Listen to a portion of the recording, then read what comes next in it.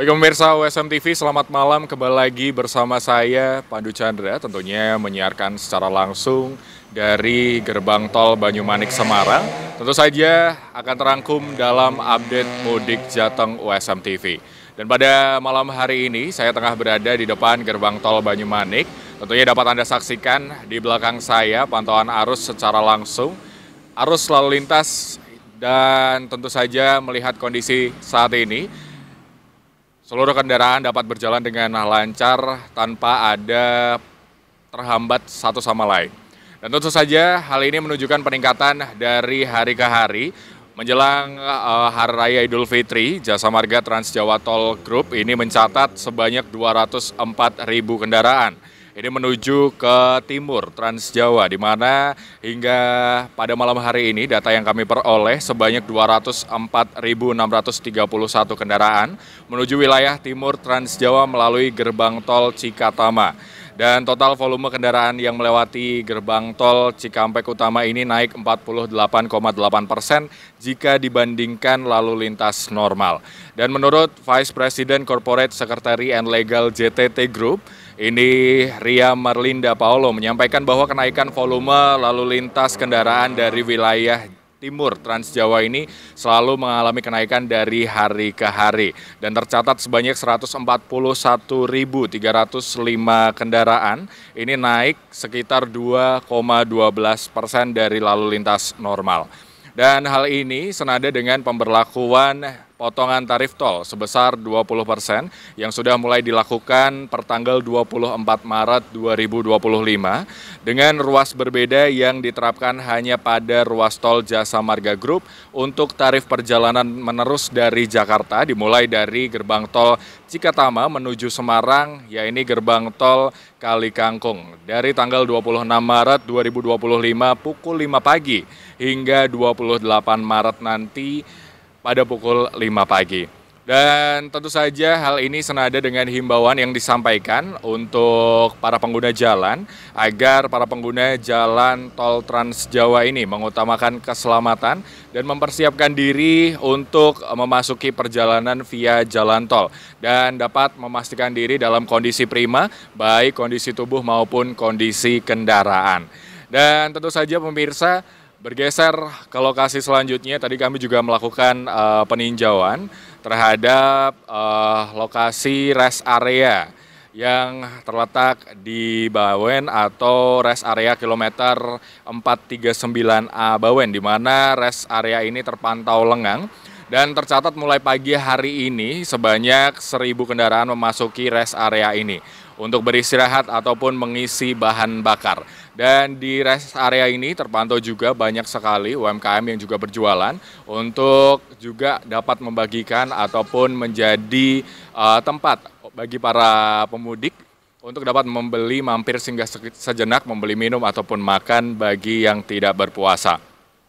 Dan tentu saja pemudik yang menggunakan rest area fungsional 439A ini merupakan para pemudik yang berasal dari wilayah barat Pulau Jawa. Dan meskipun rest area ini juga masih fungsional, fasilitas yang tersedia di rest area ini semakin lengkap dan dapat dimanfaatkan dengan nyaman. Rencananya rest area fungsional ini akan terus beroperasi hingga 8 April 2025. Dan tentu saja pelayanan di rest area ini akan terus dioptimalkan selama arus mudik dan arus balik Lebaran nanti. Dan berbagai fasilitas pendukung juga telah disediakan. Meskipun masih bersifat fungsional, semuanya sudah lengkap mulai dari toilet yang representatif, lalu ada tempat beribadah, SPKLU dan juga SPBU, dan juga booth bagi para UMKM untuk berjualan. Dan tadi kami juga sempat melakukan wawancara bersama dengan salah satu pemudik yang datang dari wilayah barat Pulau Jawa. Nama saya Danu, dari Tangerang Selatan, lagi mau mudik ke Solo. Iya. Tadi di perjalanan gimana Pak? Lancar apa ada sedikit? Ada sedikit macet sih di wilayah Jakarta.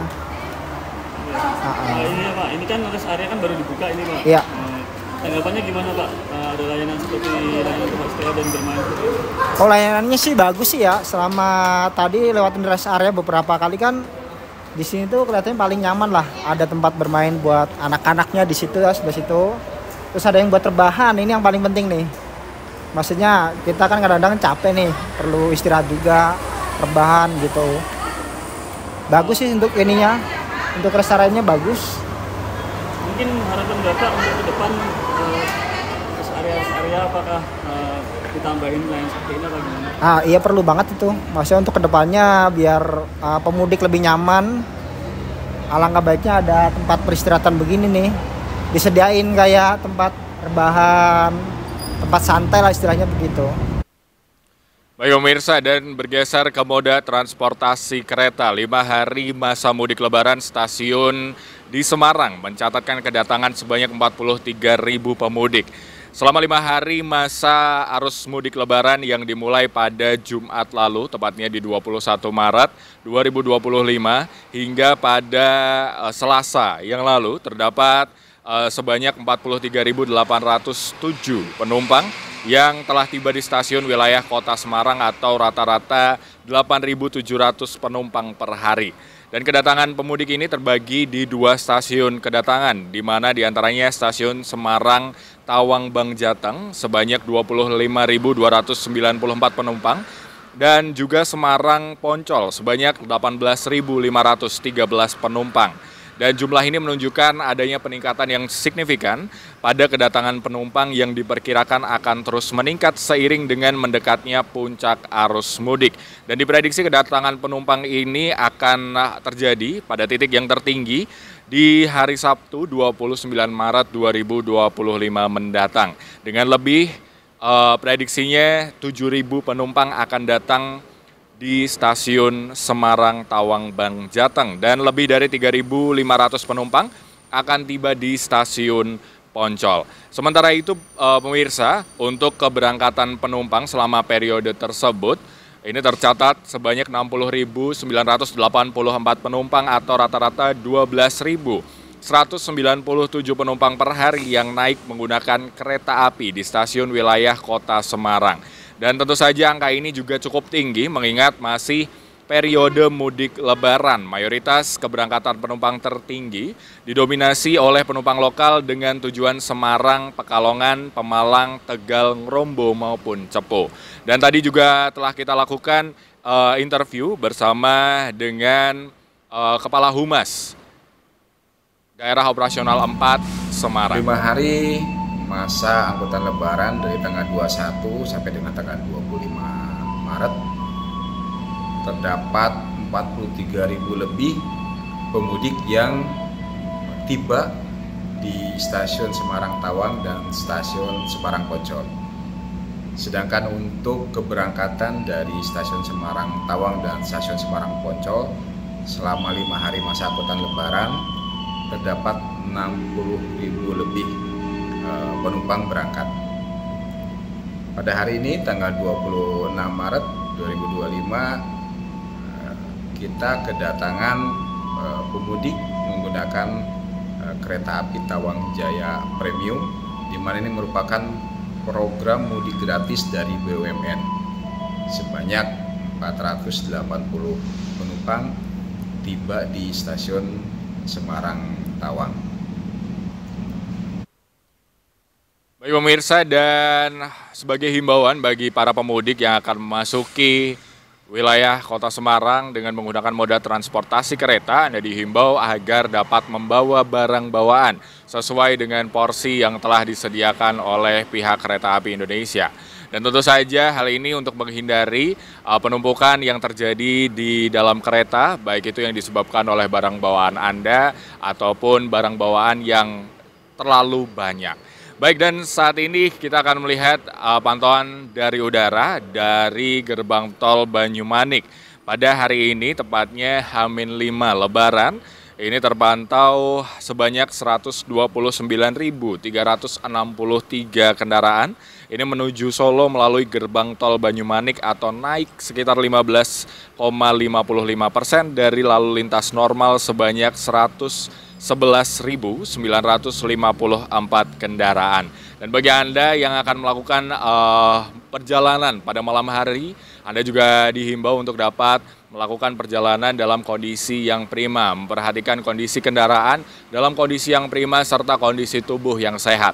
Dan tentu saja untuk kendaraan yang menuju ke Jakarta melalui gerbang tol Banyumanik, ini tercatat sebanyak 87.872 kendaraan atau turun 0,54% terhadap lalu lintas normal sebanyak 88.348 kendaraan.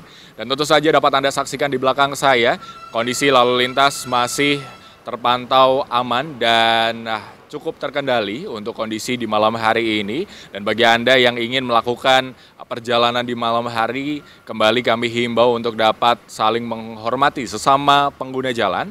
Dan Anda dapat memperhatikan kondisi kendaraan Anda, cek kembali kondisi kendaraan Anda. Apabila Anda merasa lelah, Anda dapat menepi, mampir ke rest area terdekat yang telah disediakan. Dan bagi Anda sebuah himbauan agar Anda dapat memastikan kondisi saldo e-tol Anda dalam kondisi yang cukup untuk melintasi jalur-jalur yang akan Anda lewati. Hal ini untuk mencegah kondisi penumpukan yang terjadi di pintu tol di setiap daerah.